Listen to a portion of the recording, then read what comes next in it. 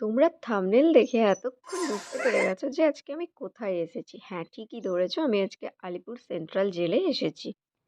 যখন আমি শুনলাম যে এখানে টিকিট কেটে ভেতরে যাওয়ার ব্যবস্থা রয়েছে, তাই জন্য মিস না করেই আমি চলে গেলাম দেখতে।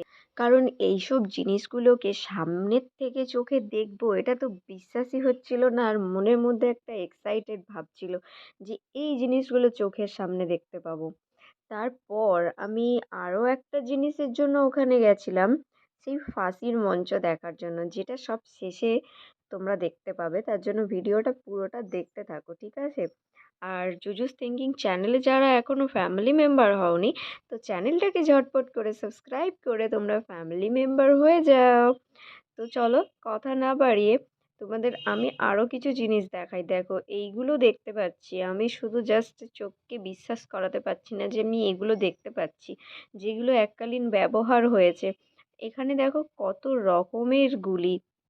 তারপরে চলে এলাম এই রুমগুলোতে, যেখানে রাখা ছিল বিভিন্ন রকমের ওই পিস্তল, বন্দুক বলো, যাই বলো, গুলি। এটা পুরোটা ঘুরে তারপর এখন যাচ্ছি নেক্সট আরেকটা জায়গাতে, যেখানে সেই কয়েদিরা বন্দি ছিল। আর এটা দেখে আমার বিশ্বাসই হচ্ছিল না এটা অরিজিনাল না ডুপ্লিকেট বানানো। আর ভিডিওটা দেখে তোমরা নিজেরাই ডিসাইড করো এটা অরিজিনাল না ডুপ্লিকেট। আর এখানে ঢোকার পরে যে সাউন্ডগুলো বাজছিল ওখানে, সাউন্ড সিস্টেমটা এতটাই ভালো লেগেছে, মনে হচ্ছিল যে এটা সত্যিকারেরই ঘটছে। সবাই এমনভাবে বসে আছে, দাঁড়িয়ে আছে, পুরো মনে করতে হবে যে এখানে সব মানুষগুলো সত্যিকারের রয়েছে আর আমি সেই জায়গাতে ঢুকে পড়েছি। এরম কিছু একটা ফিল হচ্ছিল ওখানে দেখে।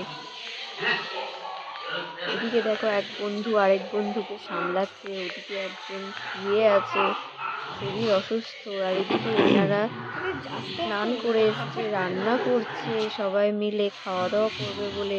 আরেকজন জানালার ফাঁক দিয়ে উঁকি মারছে যে এখানে বন্দি হয়ে আছি, কবে বের হব, বা বাইরের দৃশ্যটা।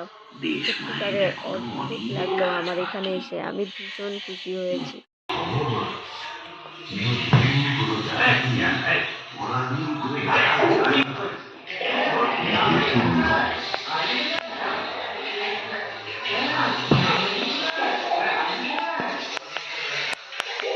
তো কয়েদিদের তো দেখা হয়ে গেছে, এখন বাইরে বেরিয়ে চলে এসেছি সেই ফাঁসির মঞ্চে যাওয়ার জন্য। কিন্তু তার আগে যাব যেখানে তাঁত বোনা হতো। তো এই যে এসে গেছি, এখানে তাঁত বোনা হতো, এখানে একটা সেলফি জোন করে রেখেছে। আমি তো একদম এদিক ওদিক ঘুরে দেখে ওই সুতোগুলোতে হাত দিয়ে, যদিও বা ওখানে সিকিউরিটির থেকে পারমিশন নিয়েছিলাম।